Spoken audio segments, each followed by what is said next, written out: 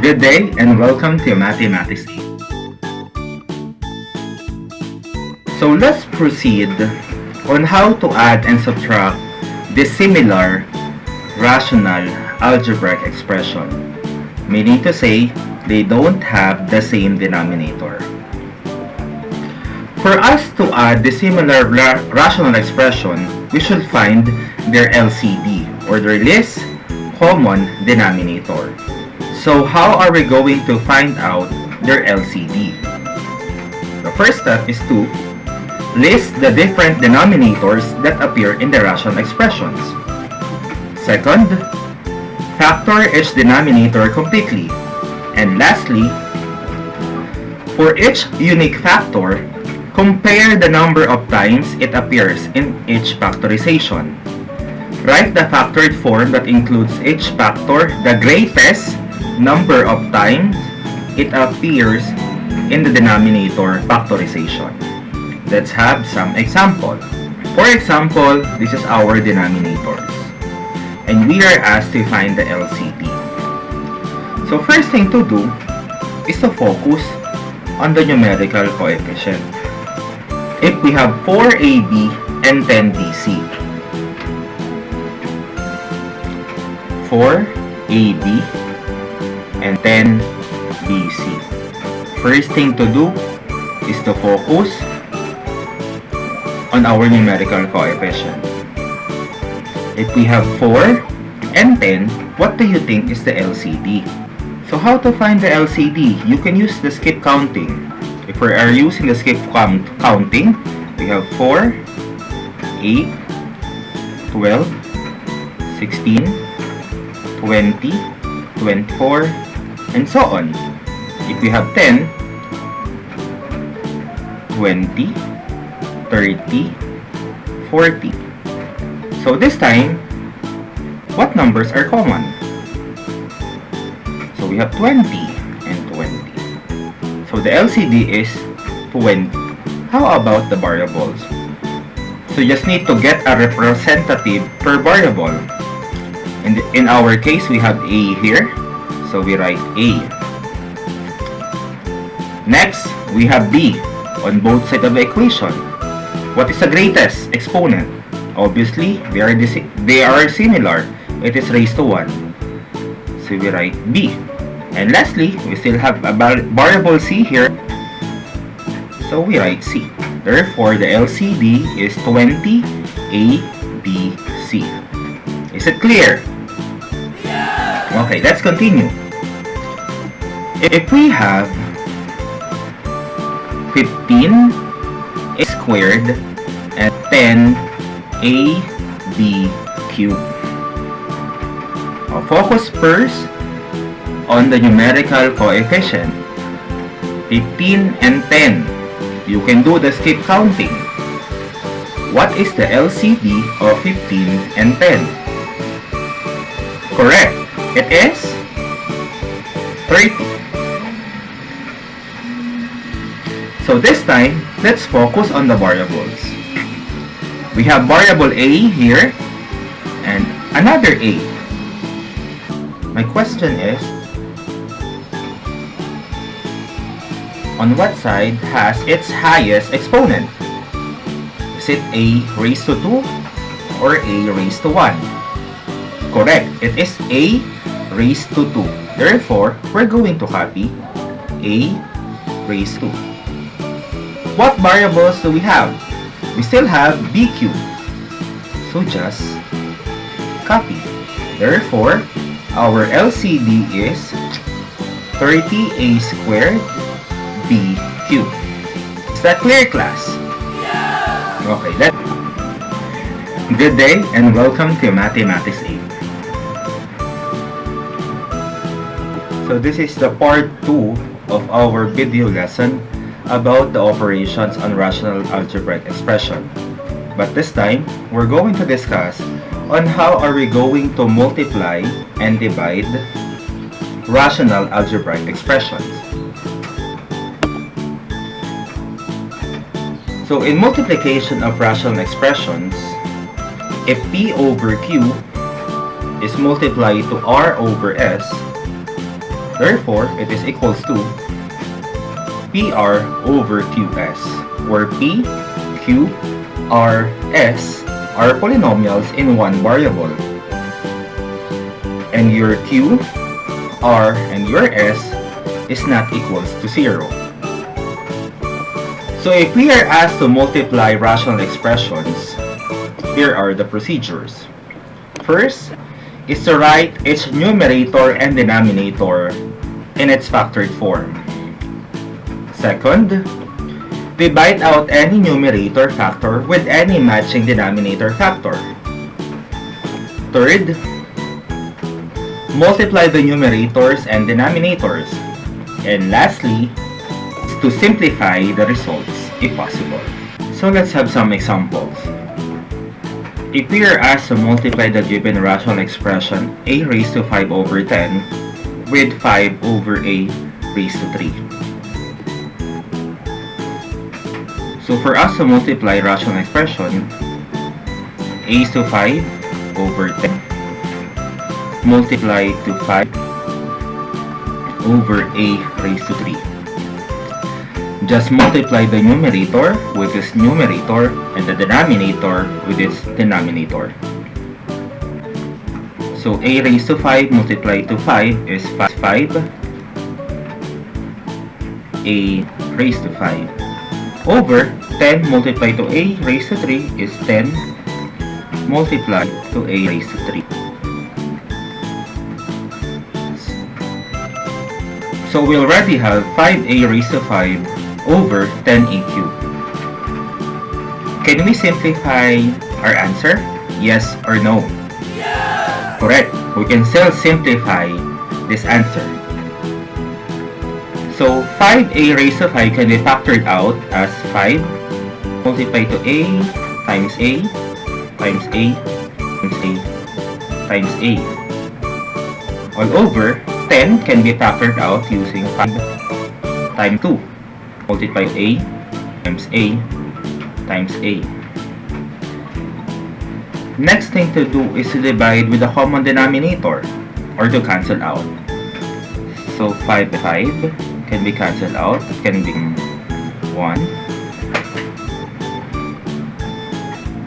A pair of a that can be also, that is also 1. Another pair of a, and the last pair of a, which is 1. So what do we have now on our numerator? We only have 2a, or a times a is a squared over 2. Therefore, this is our final answer. Is it clear, class? Yes! So let's proceed to the next example. So we are asked to multiply the quantity of 3x plus 9 all over 15x plus 30 multiply to the quantity of x plus 2 all over the quantity of x plus 3. Numerator, numerator, denominator, and denominator. But if you can factor out terms, factor it out first, because it can make our life easy in solving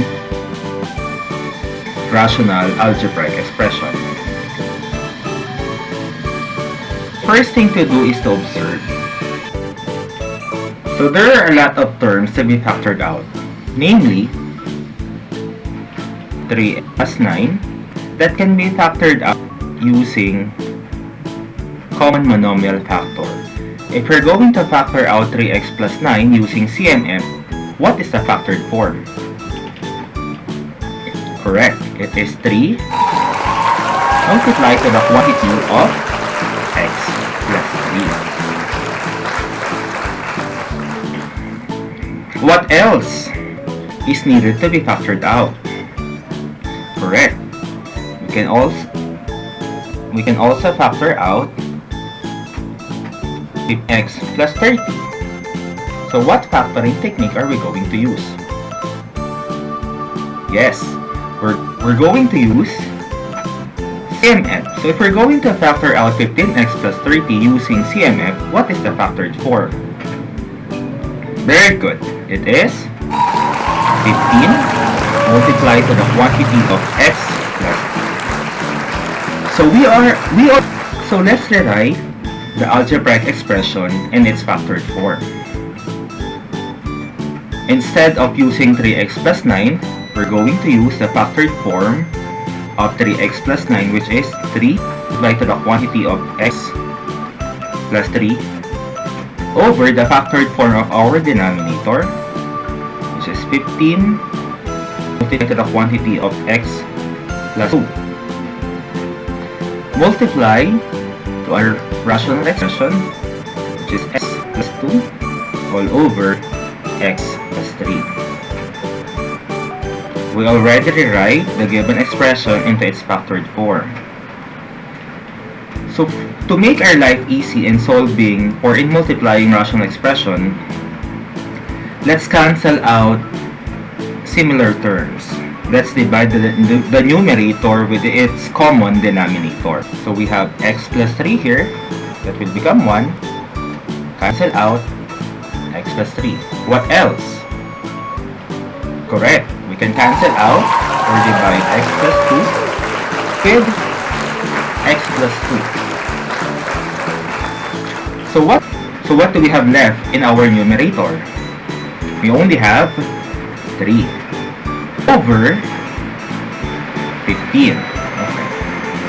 My question is 3 over 15 is our final answer?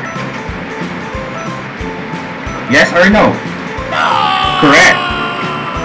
It is not yet our final answer because we can still simplify 3 over 15. So if we're going to simplify 3 over 15, what is the answer? It is? Very good. It is 1 over 5. Is that clear, class? Okay, let's continue. This time, we're going to talk about division of rational expression, where P over Q is divided by R over S. It is equals to P over Q multiplied to S over R, where P, Q, R, S are polynomials in one variable, and Q, R, and S is not equal to 0. So if you were asked to divide rational expressions, here are the steps. First is to write each equivalent multiplication statement using the reciprocal of the divisor. Second, factor the numerator and denominator. Third, divide out any numerator factor with any matching denominator factor. Fourth, multiply the numerators and denominators. And lastly, is to always simplify your answer.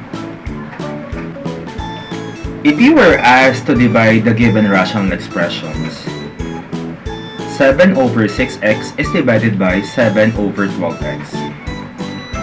So first thing to do is to rewrite the divisor into its reciprocal form. So copy the first one, or the first rational expression, 7 over 6x.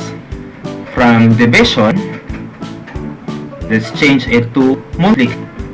Then write the reciprocal of the divisor. So instead of 7 over 12x, we're going to rewrite 12x over 7. Then proceed to the operation of multiplication. So to make our life easy, obviously we can cancel out terms. This will become 1 and this will be 1. So 1 multiplied to 12x, 12x over 6x multiplied to 1 is 6x. My question is this already the final answer? Yes or no? Correct, because we can still simplify 12x over 6x. If we're going to simplify 12x over 6x, what is the final answer? It is? Correct, it is 2. Therefore, Our final answer is 2. Is it clear, class? We are asked to divide x squared minus 16 all over x squared minus 49 divided by x minus 4 all over x minus 7. Same thing. Before we rewrite the divisor into its reciprocal form, let's observe our given. Do we have terms or rational expression that is needed to be factored out? If we have, factor it out first. So we have x squared minus 16. Obviously, we can factor this out using difference of two squares. So if we're going to factor out x squared minus 16, what is the factored form? Correct. It is x plus multiply to the quantity of x minus 4. Very good. How about our denominator? X squared minus 49. What factoring technique can we use to factor this out? Very good. It is also DTS. So the factored forms x plus 7 multiply to x minus 7. So let's rewrite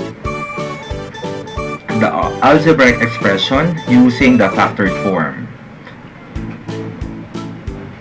So instead of writing x squared minus 16, we're going to use x plus 4 multiply x minus 4 all over x plus 7 multiply to the quantity of x minus 7.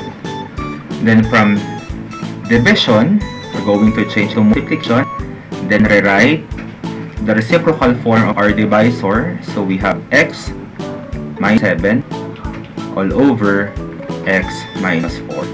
Is it clear, class? Okay, let's continue.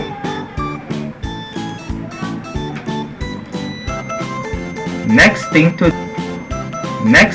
do is to divide the numerator with a common denominator. Meaning to say, let's cancel out terms. So we have x minus 4 will become 1. And x minus 4 that will also become 1. What else? We also have x minus 7 and x minus 7. So what we have left for our numerator? This binomial, multiply to 1, multiply to 1. And we all know any number or any term multiply to 1 will be the term itself. So we have x plus 4. How about on our denominator? Very good. We have x plus 7. Therefore, x plus 4 and x plus 7